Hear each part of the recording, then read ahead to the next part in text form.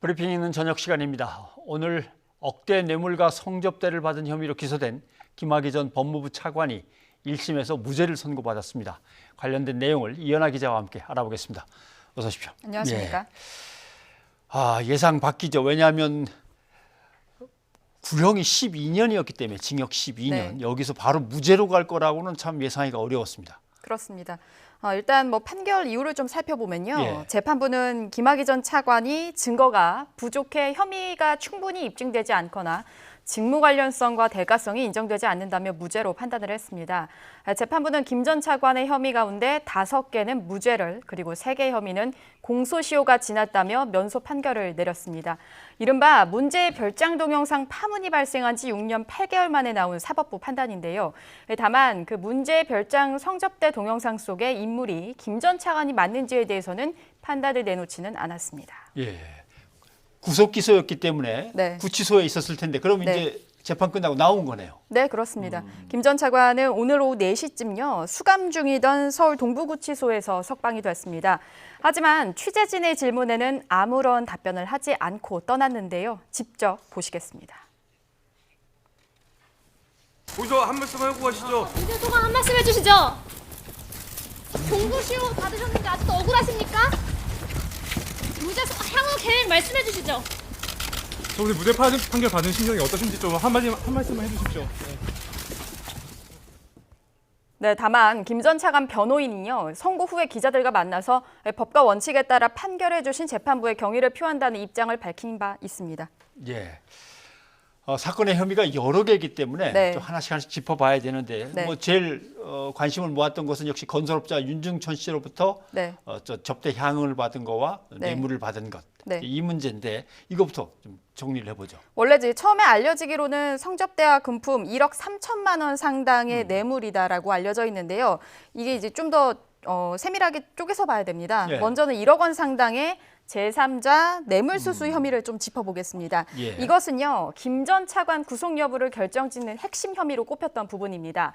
이 사건에는 2006년부터 2008년까지 건설업자 윤 씨가 김 전 차관에게 성접대를 하기 위해 동원한 여성 이모 씨가 등장을 합니다. 자, 윤 씨가 1억 원 규모 금전 문제로 이 씨를 횡령죄로 고소를 했습니다.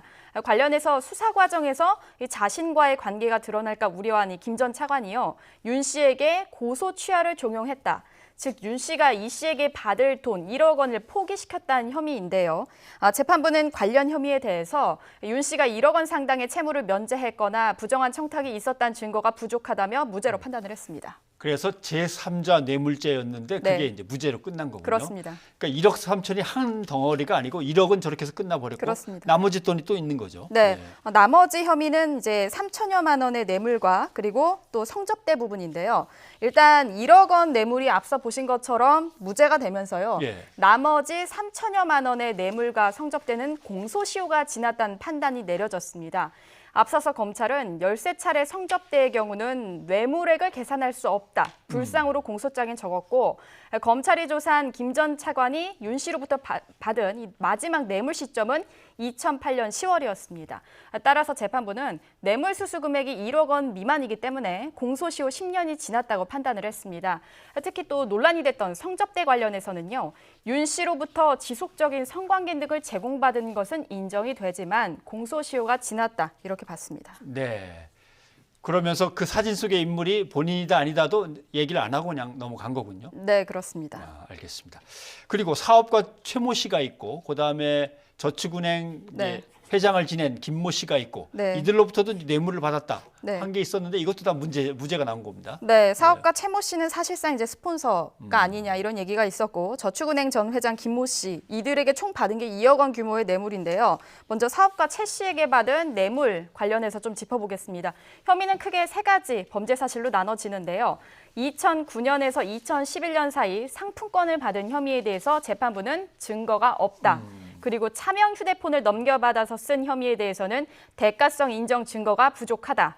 그리고 마지막 혐의인 2000년 10월부터 2009년 5월 이 4천여만 원의 뇌물 혐의에 대해서는 공소시효가 지났다면서 면소 판단을 했습니다. 김 전 차관이 2012년 사망한 저축은행 회장 김모 씨로부터는 1억 5천여만 원의 뇌물을 받은 혐의가 있는데 관련해서도 살펴보면요. 재판부는 각각의 금액에 대해서 좀 다르게 봤는데요. 5,600만 원의 경우는 직무 관련성과 대가성을 인정할 증거가 부족하다 이렇게 봤고요. 9,500만 원은 공소시효 10년이 지났다 이렇게 판단을 했습니다. 네. 결국 뇌물이라는 게 언제 어디서 받았느냐와 이걸 대가로 해서 내가 검사로서 너한테 뭘 해주겠다 이게 분명해야 되는데 네. 검사의 수사에서 그게 명확하게 안 드러났다는 얘기인 것 같습니다. 안 그런 것들 중에 또 일부는 뭐 공소시효가 이미 끝나서 또 무죄고 네. 예. 이렇게 되면 이제 재판은 어떻게 진행이 됩니까? 일단 검찰은 1심 선고 이후에 즉각 항소를 하겠다고 밝혔습니다. 앞서서 지난 결심 공판에서 검찰은요, 김 전 차관에게 징역 12년과 그리고 벌금 7억 원을 구형했고 3억여 원의 추징을 요청한 바 있습니다. 수사단 관계자는요, 거액을 장기간에 걸쳐서 수수를 했는데 직무 관련성이 없다고 판단하는 부분 등은 납득하기 어렵다 이렇게 밝히면서 항소를 예고해서 향후 치열한 법적 공방이 이어질 것으로 보입니다. 네. 이현아 기자 수고하셨습니다. 감사합니다.